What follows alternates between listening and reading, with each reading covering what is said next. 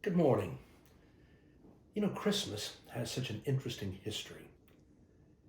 For the first 300 years of Christianity, we really didn't celebrate Christmas. And that's, we think, because during that time we were being persecuted by the Romans.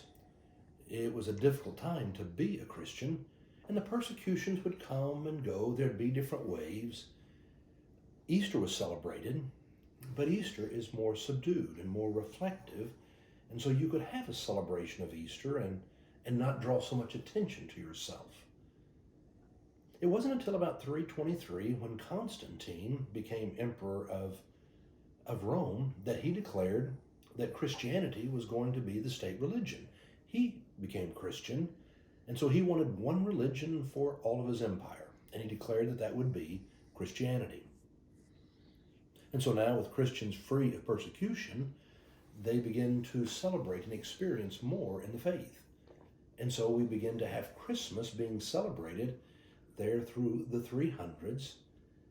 It turned out that the Romans had always had a big celebration on December the 25th. You see, they worshiped the sun.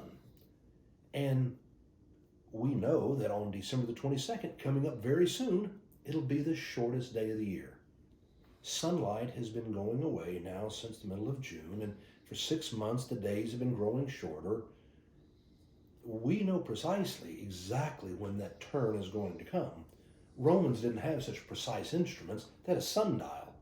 But even with something like a sundial, by December 24th or 5th, they could tell the sun was coming back. The days were getting longer, and it was a time for a celebration. So Christians in the Roman Empire are already used to big celebrations happening then. And so now they begin to say, well, maybe that's the time for us to celebrate the coming of the Son, S-O-N, the true Son coming into the world, making things different. And so it was that became a great celebration that we would ultimately know as Christmas. And it came at such a wonderful time during the year because now they're usually in Europe. There was the snow and the cold days, and they were so dark. You needed something to lift your spirit and soul. And that's what Christmas continues to do for us. It lifts our spirit and our soul. And what an important celebration that is for us right now in the midst of what we all call such dark times in 2020. Times of the pandemic, times of racial unrest, times of struggles economically, all politically, all the things that have made 2020 so challenging. And we're able to still celebrate because we believe the Son is coming into the world. The Advent wreath, we believe, really came into being somewhere in the late 400s, and we begin to light different candles, and you can read different things. Candles sometimes will represent different things according to traditions. For us, we've been lighting a candle of love and then a candle of peace. But yesterday in church, we lit the third candle, and it's the candle of joy. It's a pink candle, and it's called Gaudete Sunday. Gaudete Sunday, G-A-U-D-E-T-E. It's Latin for rejoice. It comes from Paul's statement in his letter to the Philippians, rejoice in the Lord always. Again, I say rejoice. The important thing about rejoice is it really is different from just being happy. Happy has more to do with all the outer circumstances and all the things that are right in our life. Joy is more of that experience from within that says even when times are difficult, even when we're in a dark night, you still can know joy.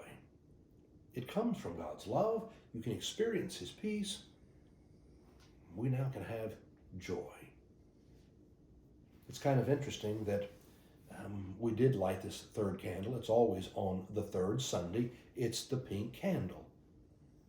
And Gaudete Sunday is really about celebrating in the joy or rejoicing in Christ. When I lit the candle this morning for us to have our devotional time, it was interesting. The other two candles were burning so brightly, and the pink candle was such a small little flame. It slowly began to burn brighter and brighter as time went on, but it was so small. And I thought, that really is the promise. That in a dark night, you can still know joy. It may be small, but it burns in the darkness. And it will grow brighter and brighter. Because a light shines in the darkness, and the darkness has not overcome it. This week, celebrate the gift of God's joy.